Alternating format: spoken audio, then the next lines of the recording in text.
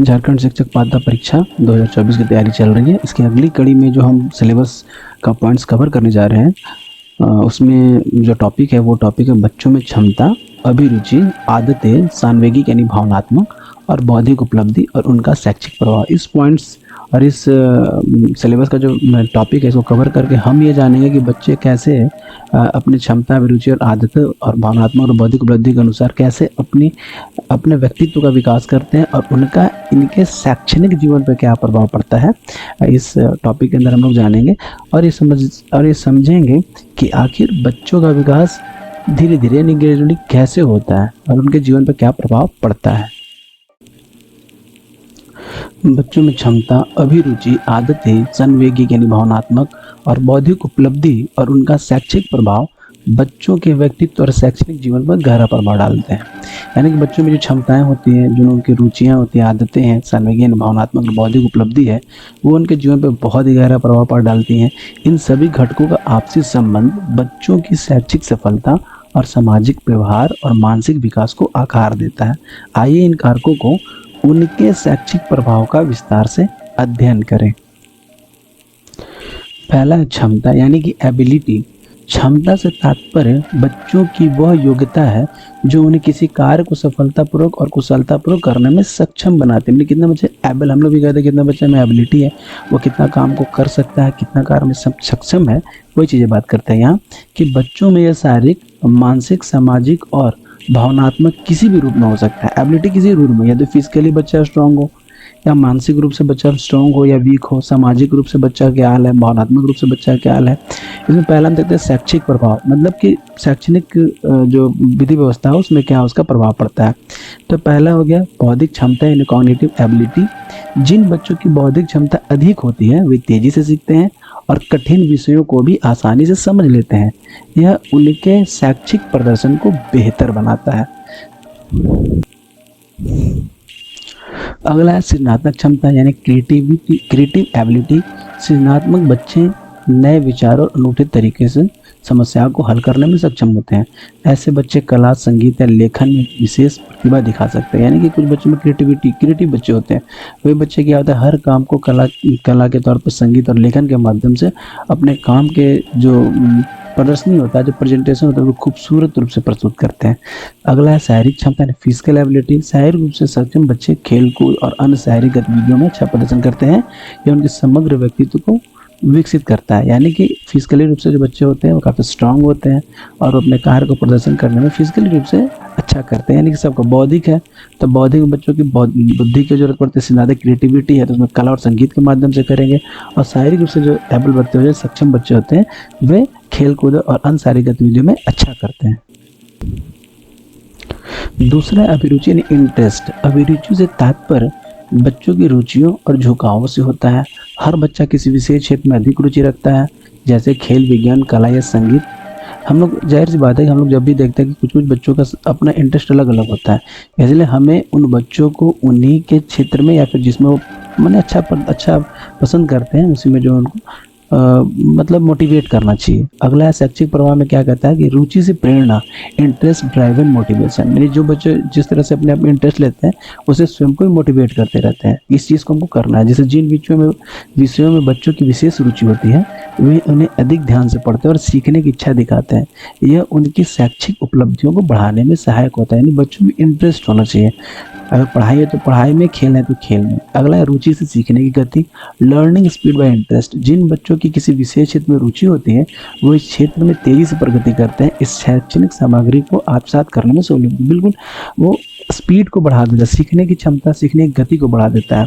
क्योंकि बच्चे जिस क्षेत्र में रुचि लेंगे ना, फिर वो समय नहीं देखेंगे कि हमें 1 घंटा इसके लिए तैयारी करना है, 2 घंटा तैयारी करना है या फिर आधा घंटा करना है। उसको अच्छे से पता है कि बस हमें सीखना है।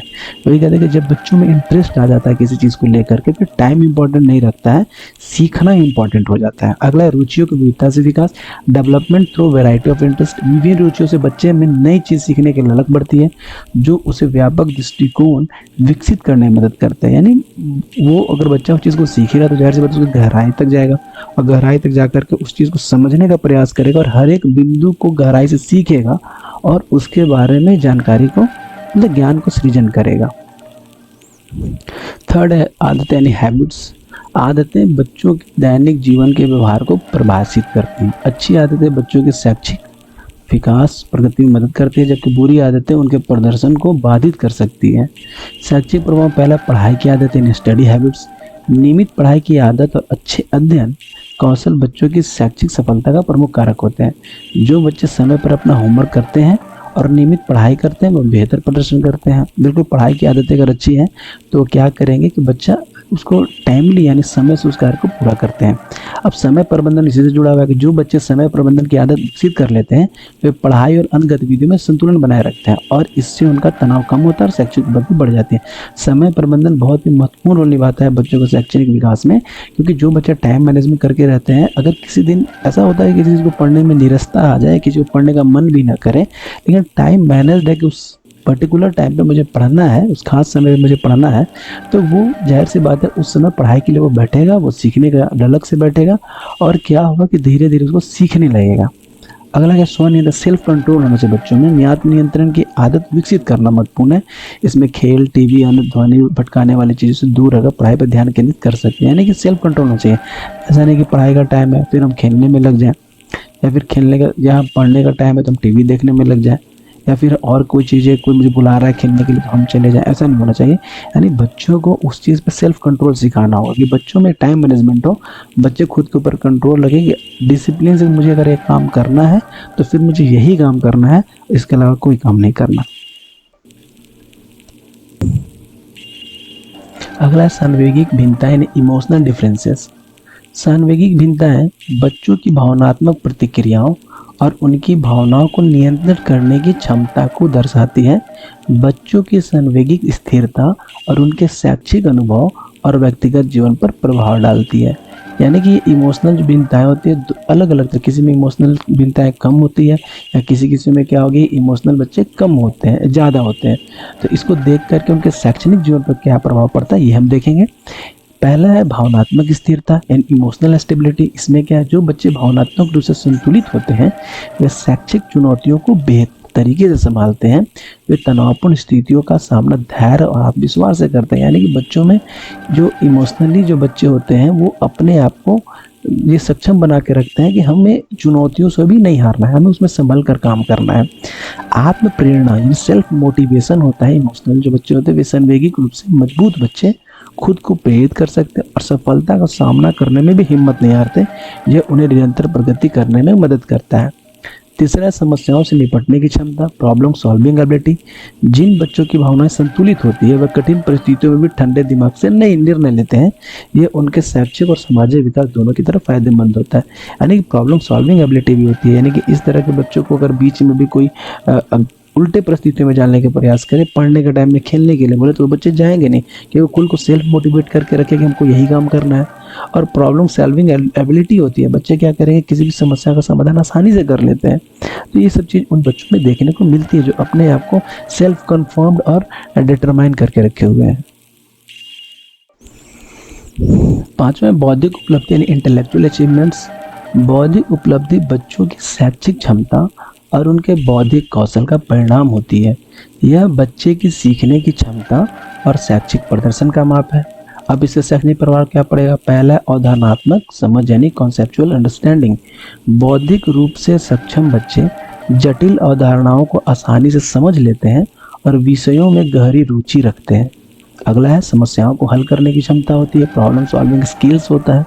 उच्च बौद्धिक क्षमता वाले बच्चे समस्याओं का विश्लेषण और समाधान अधिक कुशलता से कर सकते हैं। इससे उनका शैक्षिक प्रदर्शन मजबूत होता है। अगला है नवाचार यानी इनोवेशन। बौद्धिक उपलब्धियां बच्चों में रचनात्मकता और नवाचार की भावना को बढ़ावा देती है। यह उनके शिक्षा के क्षेत्र में नए नए विचार और दृष्टिकोण विकसित करने में सहायक होता है। चलिए हम निष्कर्ष देखते हैं। इसका निष्कर्ष यह है कि बच्चों की क्षमता, अभिरुचि, आदतें, सांवेगिक स्थिति और बौद्धिक उपलब्धियां उनके शैक्षिक जीवन और समग्र विकास को गहराई से प्रभावित करती है। इन सभी कारकों का एक संतुलित विकास सुनिश्चित करना महत्वपूर्ण है ताकि बच्चे शैक्षिक, सामाजिक और व्यक्तिगत जीवन में सफल हो सकें। शिक्षकों और अभिभावकों की जिम्मेदारी होती है कि वे बच्चों की इन भिन्नताओं को पहचानें और उनके अनुसार उन्हें सही मार्गदर्शन और समर्थन प्रदान करें। बिल्कुल, अभी तक हमने जो देखा और उस कड़ी में हमने जाना कि बच्चों में क्षमताएँ अलग-अलग होती है, अभिरुचियाँ, इंटरेस्ट अलग होता है, बच्चों के हैबिट्स अलग है।